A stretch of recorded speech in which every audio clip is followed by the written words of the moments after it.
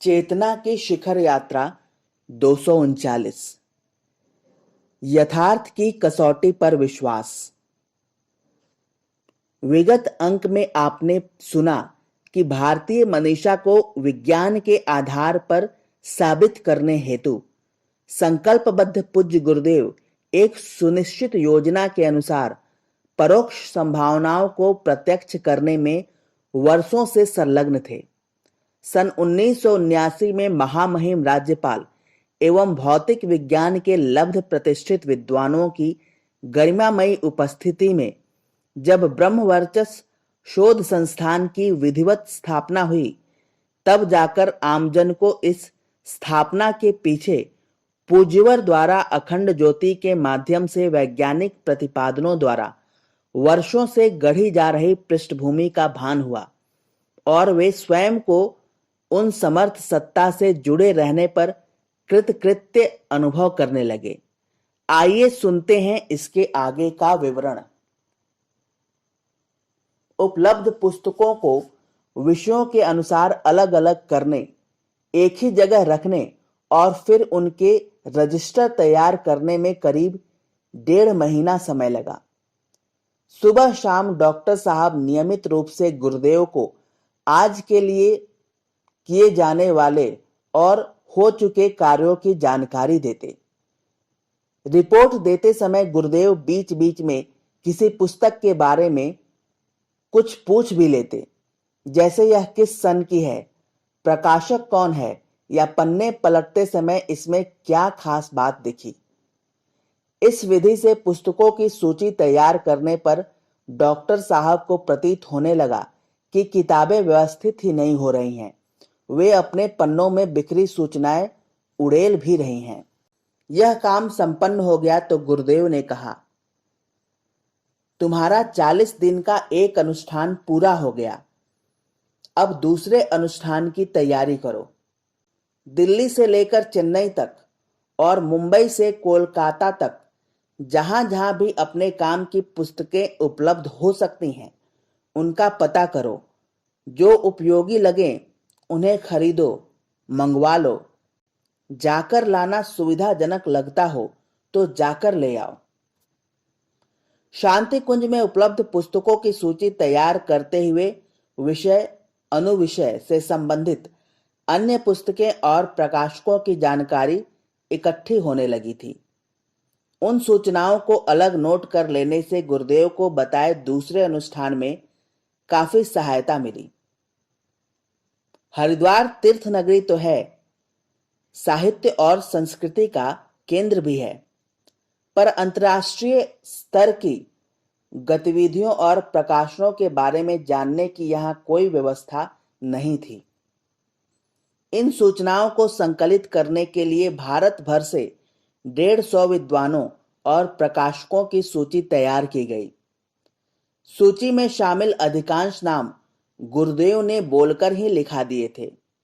उन नामों के पते और संपर्क सूत्र भी इकट्ठे कर लिए गए। इसके बाद डॉक्टर साहब ने उन पतों और व्यक्तियों से संपर्क शुरू किया। करीब महीने भर के प्रयत्नों के बाद उल्लेखनीय जानकारी जुटाई जा सकी। सूची तैयार हो जाने के बाद तो आवश्यक पुस्तकें, प्रबंध पत्र मंगाने में और भी ज्यादा समय लगा। हिसाब में समझना चाहें तो महीनों। इन कार्यों के लिए नई दिल्ली, वाराणसी, प्रयाग, लखनऊ, कोलकाता, अडयार, चेन्नई, कांची, बेंगलुरु, मुंबई, पूना, अहमदाबाद, अजमेर, जालंधर, लुधियाना, तिरुवनंतपुरम आदि स्थानों की यात्रा और वहां विद्या संस्थानों, पुराने नए प्रकाशकों तथा आश्रमों और संस्थानों में उपलब्ध पुस्तकें अथवा संदर्भ इकट्ठे किए गए। उन दिनों यात्रा इसलिए भी जरूरी थी कि पत्राचार करने, पुस्तकें मंगाने में हफ्तों लग जाते और पुस्तकों के शीर्षक देखकर ऑर्डर देने पर जरूरी नहीं था कि उनके पन्नों पर अभीष्ट जानकारी होती ही। देखकर और पन्नों को पलटकर ही पुस्तकें लाने से अनावश्यक किताबों से बचा जा सका। पुस्तकों की खरीद के लिए कई यात्राएं करनी पड़ी। पुस्तकें खरीदने में आश्रम के एक वरिष्ठ कार्यकर्ता वीरेश्वर उपाध्याय 2 बार साथ गए। इतनी ही बार श्याम प्रताप सिंह ने भी पुस्तक यात्रा में साथ दिया। हर यात्रा में सैकड़ों पुस्तकें लाई गईं।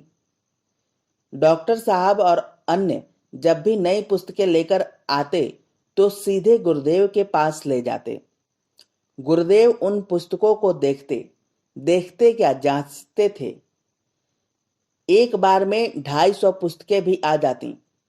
गुरुदेव उन्हें अपने पास ही रखवा लेते और अक्सर ऐसा होता कि शाम को रखी गई पुस्तकें अगले दिन वापस कर देते।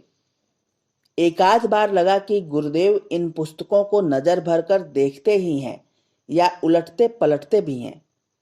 मन में क्षण भर के लिए यह उत्कंठा जगी ही थी कि गुरुदेव ने कहा, सुबह 6 बजे इन पुस्तकों में कुछ पन्नों पर निशान लगाकर रखूंगा। उन अंशों को अलग कागज पर नोट कर लेना। इससे ब्रह्मवर्चस्व के सिद्धांत पक्ष पर लिखने में सहायता मिलेगी। अद्भुत एकाग्र तन्मयता। डॉक्टर साहब सोचते रहे कि मन में यह विचार नहीं आना चाहिए था। इतना विचार आया ही था कि गुरुदेव ने कहा, कुछ ही क्षणों में पुस्तक पढ़ लेना या किसी दृश्य को समझ लेना कोई बड़ी सिद्धि नहीं है। मन को इसके लिए प्रशिक्षित किया जा सकता है।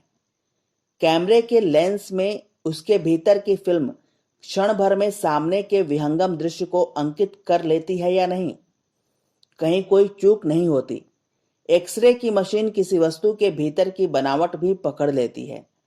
साधारण मशीनें यह सब काम कर लेती हैं तो मनुष्य की इंद्रियां और मन इस काम को सहज ही कर सकते हैं।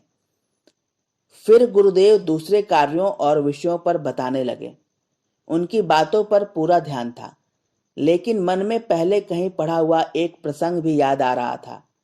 कहीं पढ़ा था कि स्वामी विवेकानंद किसी पुस्तक को पढ़ने में उतना ही समय लगाते थे जितनी देर उसके पन्ने पलटने में लगती थी।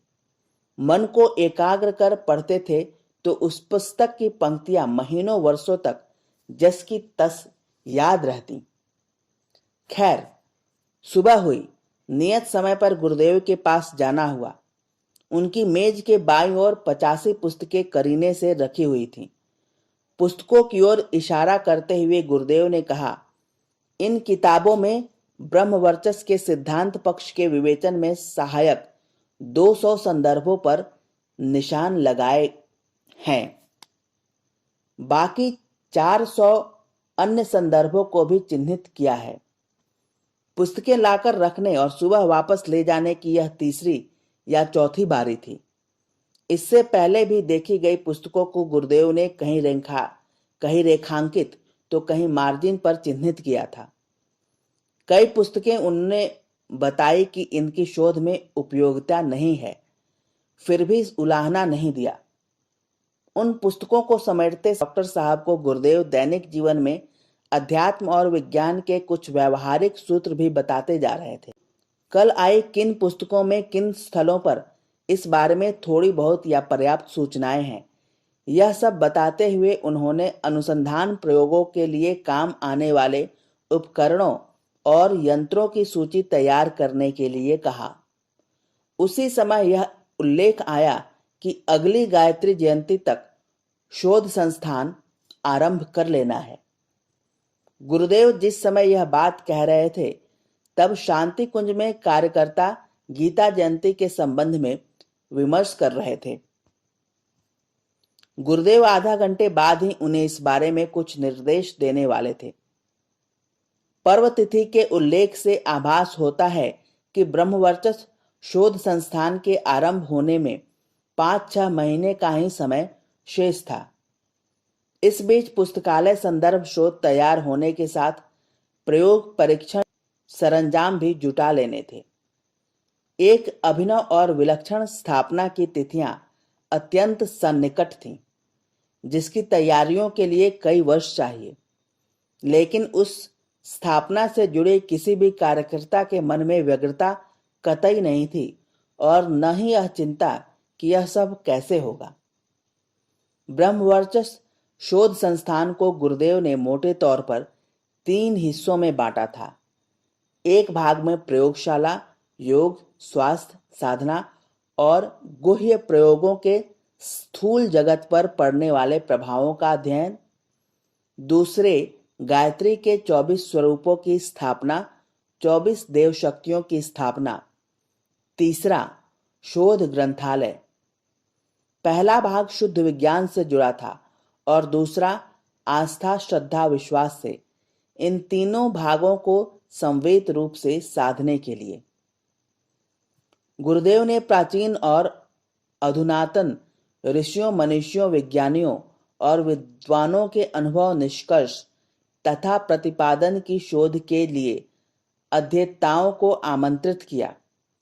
जिन लोगों में योग, यज्ञ और तंत्र के क्षेत्र में प्रयोग परीक्षण की प्रतिभा थी और जो प्रयोगशाला में इस तरह की पहल कर सकते थे, उन्हें भी आमंत्रित किया। नवंबर 1978 तक 100 से ज्यादा शोधार्थियों ने अपने नाम दोनों प्रयोजनों के लिए लिखा दिए। उन्हें मार्गदर्शन देने के लिए गुरुदेव ने 10-10 दिन के शोध शिविर भी आयोजित किए। यह तैयारी अपने स्तर पर चल रही थी। उधर डॉक्टर साहब इस विषय की पुस्तकों और संदर्भों की खोज के साथ योग, मंत्र और यज्ञ के प्रभावों को आंकने वाले उपकरणों को भी तलाश रहे थे। क्रमशः। धन्यवाद। अखंड ज्योति, अगस्त 2022।